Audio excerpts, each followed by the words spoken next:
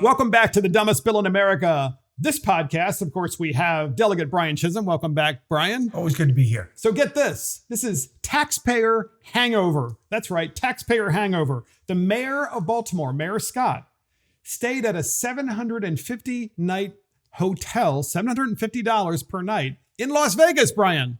And he took an entire delegation with him, costing like $15K at least, maybe even more. Why would the mayor of Baltimore City need to take an entire delegation to Las Vegas on the taxpayer dollar when the city is like literally not doing very well? Because it's the taxpayer's dollar. I mean, he doesn't care. And the old saying was, what happens in Vegas stays in Vegas. Well, evidently not the bill, because it came back to Baltimore. So here is a clip from it's Fox News in Baltimore. Listen to this clip about the mayor's junket and his staff. Here it is. It was 2 weeks ago when a delegation of 9 city leaders jetted to Las Vegas, hoping to land development deals at a national shopping center convention. While there, they also landed lavish hotel rooms topping $750 a night. There were poolside parties and social opportunities, and when they jetted home 3 days later, they were packed with an armful of expenses. Mayor Brandon Scott brought home $3,100 in travel expenses. His deputy mayor rang up $4,400 in expenses. His chief of staff and his former chief of staff spent more than $3,600 apiece. In all, the tab for the mayor's office approached $15,000, and it turns out their trip had never been approved by Baltimore's Board of Estimates. According to the comptroller's office, the mayor and his 3 traveling staff members were late submitting requests for the trip, leaving the Board of Estimates with nothing to approve. But it turns out it really didn't matter. The May 21st, 2025 meeting of the Board of Estimates is now called to order. Because the mayor and his 2 appointees control the majority of votes on the 5-member Board of Estimates, approval came swift.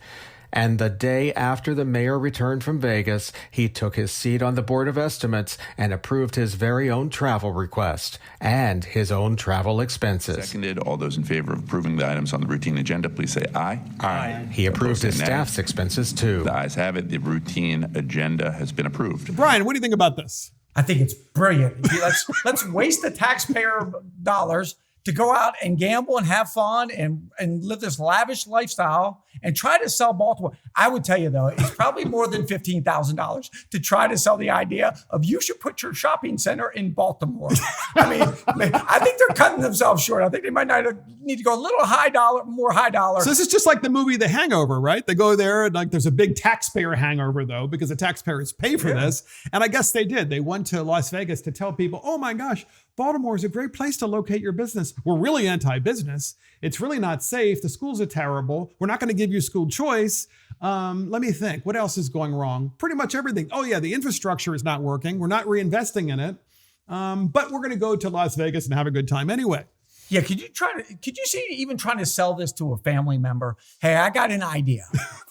You're going to pay me and all of my friends to go to Vegas, have a good time, so we can sell nothing. I mean, what are you going to sell? The high crime, you just hit it. I mean, this is the hardest sales job I've ever heard of. And I don't think any money in the world is going to help them sell that idea. So it does break down to this. It was just a good time on the taxpayer's dime. That's all it was. And should taxpayer dollars ever be used for junkets? Of all places, I'm sorry, but to Las Vegas, really? I mean, why not just invite the companies to Baltimore and give them a tour and say, we really want you to move here. And if you move here and you create jobs, maybe we'll create some incentives for you. But instead, the only incentives here are for the mayor and his staff. That's exactly right.